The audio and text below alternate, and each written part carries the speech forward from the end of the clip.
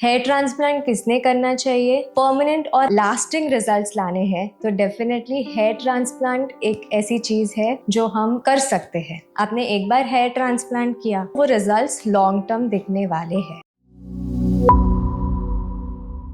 Hi friends, आज हम बात करने वाले हैं about hair transplant which is the most talked about topic. Hair transplant किसके लिए जरूरी होता है? तो मेल्स और females, okay, both of them experience hair loss. तो उनके बाल झड़ने लगते हैं। जो हमारे फोर फादर्स में, मतलब हमारे दादा दादी और mummy papa for that matter, उनका जो हेयर लॉस होता था वो after the age of 50s 60s होता था। बट आजकल के जमाने में हम देख रहे हैं कि 20s 30s के बच्चे, people like us, we are also facing hair loss, like severe hair loss, and there are bald patches seen on our scalp. So males और females, इनका hair loss एक अलग पैटर्न में होता है, अलग तरीके से होता है। हेयर मेल्स में जो होता है वो उनका फ्रंटल हेयर लाइन रिसेशन, मतलब आगे की जो हमारी हेयर लाइन है वो पीछे पीछे चली जाती है। इधर वर्टेक्स एरिया, यानी ये एरिया में, क्राउन एरिया में बॉल्डिंग दिखने लगती है। फीमेल्स में जो सेंट्रल पार्टीशन रहता है, उनका हेयर पार्टीशन, वो वाइडन दिखने लगता है। तो ये चीजें हैं जो हम आजकल काफी कॉमनली देख रहे हैं। हेयर ट्रांसप्लांट किसने करना चाहिए? ऑफ कोर्स मेडिकल मैनेजमेंट है, there are lot of therapies, आजकल सभी जानते हैं। There is minoxidil, there is PRP, there is dutasteroids. ये सारे मॉलिक्यूल्स हमें हेयर फॉल रोकने में मदद करते हैं। पर जिनको severe grade of hair fall है, जैसे फ्रंटल हेयर लाइन, या फिर उनका हेयर लाइन काफी पीछे चला गया है, इधर बॉल्डिंग दिख रहा है, एंड उनमें हमें अगर एविडेंट रिजल्ट्स लाने हैं और परमानेंट और लास्टिंग रिजल्ट्स लाने हैं तो डेफिनेटली हेयर ट्रांसप्लांट एक ऐसी चीज है जो हम कर सकते हैं। ऑल्सो हेयर ट्रांसप्लांट उन लोगों में किया जाता है जिनमें स्कारिंग एलोपेशिया रहता है। स्कारिंग मीनिंग उनका जो स्कैल्प सरफेस है वो एकदम ही शाइनी दिखने लगता है, हेयर फॉलिकल नहीं है उसमें। और ऐसे पेशेंट्स में हम कितना भी उनको मेडिकल ट्रीटमेंट दे, उनमें रिजल्ट्स नहीं आने वाला है। सो ऐसे केसेस में डेफिनेटली हेयर ट्रांसप्लांट ही एक ऑप्शन है।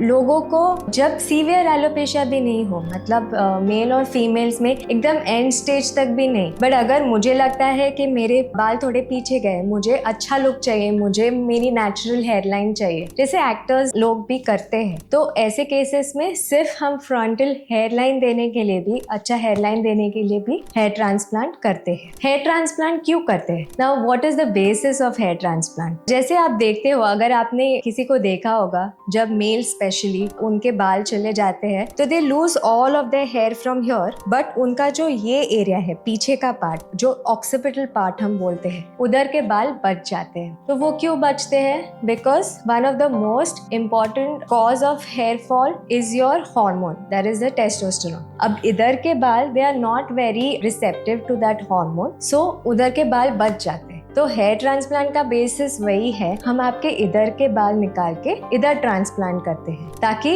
इधर की जो हेयर क्वालिटी है वो मेंटेन रहे और आगे भी वही टाइप के बाल ग्रो होंगे और वो भी उतने ही स्ट्रॉन्ग रहेंगे जितने आपके पीछे के बाल हैं। तो almost the results are permanent. आपने एक बार हेयर ट्रांसप्लांट किया और उसके बाद कोई मेडिकल ट्रीटमेंट उस पे नहीं दिया या कुछ कंटिन्यू नहीं किया, सीरम्स या मेडिसिन, तो भी आपको वो रिजल्ट्स लॉन्ग टर्म दिखने वाले हैं। कुछ लोग हेयर ट्रांसप्लांट सुनते ही डर जाते हैं कि मुझे ऑपरेशन थिएटर में लिया जाएगा, मुझे आईसीयू लगेगा क्या, एडमिशन लगेगा क्या? So the answer is no. एक सिंपल डे प्रोसीजर है, आपको क्लिनिक पे आना पड़ता है, पूरा प्रोसीजर हो जाता है, कैसे हम ग्राफ्ट्स निकालते हैं, फिर आगे के इधर हेयर ग्राफ्ट्स पुट करते हैं। पेशेंट कंप्लीटली कॉन्शियस रहता है क्योंकि हम कोई जनरल एनेस्थेसिया नहीं देते, बेहोश नहीं करते पेशेंट को। पेशेंट हमसे बातें कर सकता है, वो खाली लोकल एनेस्थेसिया, मतलब जहाँ रिक्वायर्ड है उधर ही एनेस्थेसिया दिया जाता है और उसी में पूरा प्रोसीजर हो जाता है। कुछ केयर डेफिनेटली लेनी पड़ती है, कुछ 3-4 दिनों के लिए, स्पेशली इन फर्स्ट 3 डेज, क्योंकि हम जब भी कोई प्रोसीजर करते हैं, इधर हमने इंजेक्शंस दिए हुए हैं, आपको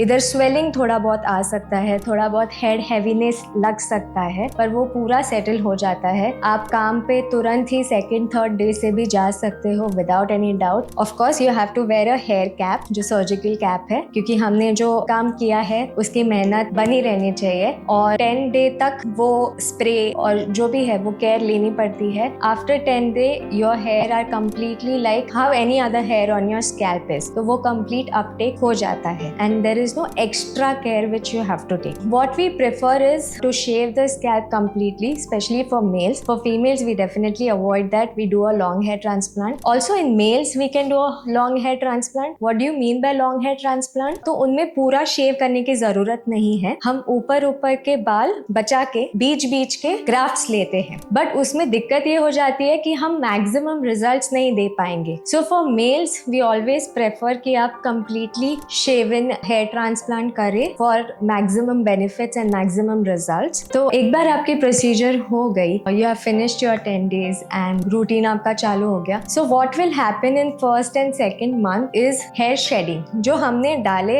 हैं बाल वो शेड हो जाएंगे. जैसे नॉर्मल आपके बॉडी के हेयर साइकिल रहता है, ग्रो होता है, वो एक स्टैटिक फेज में चला जाता है और शेड हो जाता है. तो immediately after the procedure first 1 to 2 months में all of your hair might fall off. So that is completely normal. आपको आपके रिजल्ट्स कब दिखने लगेंगे? So by 4th or 6th month आपके बेबी हेयर्स या फिर complete scalp is going to look one. तो 4-6 months में वो धीरे धीरे इफेक्ट आने लगेगा, बट योर 100% और 90 to 100% of your result you will see after 8 to 10 months of the hair transplant surgery and the results mind you will be very amazing. It just changes your personality. आपका पूरा self confidence बढ़ जाएगा after the procedure. हम देखते हैं आजकल की बहुत सारे सेंटर्स है, बहुत सारे लोग हैं जो हेयर ट्रांसप्लांट कर रहे हैं, बट कुछ लोगों में वो प्रोसीजर फेल हो जाता है. अब वो फेलियर की कॉज क्या है? नाउ हेयर ट्रांसप्लांट में भी एक तरीका होता है. जैसे आपकी एक एरिया ऑफ बाल्डिंग है तो उधर कितने ग्राफ्ट्स लगने चाहिए तो उतना डेंसिटी दिखेगा, उसका भी महत्व रहता है. तो always do it from a well equipped centre, nice trusted centre, because the number of grafts we are putting और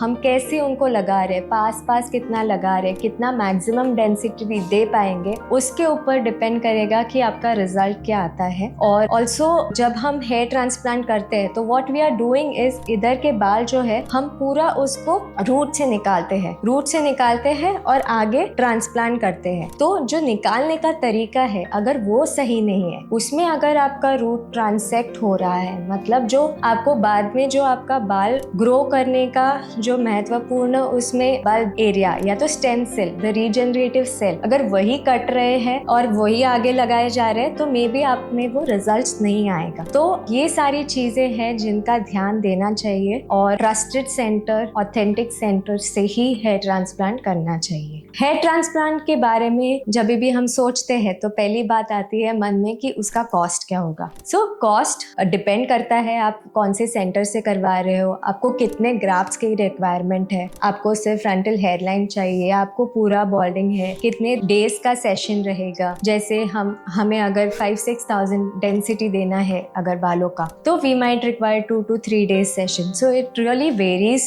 depending on what is the patient presenting with and also what is the expertise of the staff. So the cost can range anywhere from 60,000 to 2 lakhs. It can even go up to 3 lakhs. Depends on the expertise and the patient presentation. Hair fall के बारे में अधिक जानकारी के लिए हमने एक video बनाए हैं. डॉक्टर मुकेश शाह, इन्होंने बहुत अच्छी वीडियो बनाई है जो कंप्लीट हेयर लॉस के बारे में पूरी जानकारी देते हैं. तो वो सुनने के लिए मैं लिंक शेयर कर रही हूँ, उस पे आप चेक इन कर सकते हैं. If you need more information about hair transplant, please comment below. We'll definitely get back to you and we are here to help you out.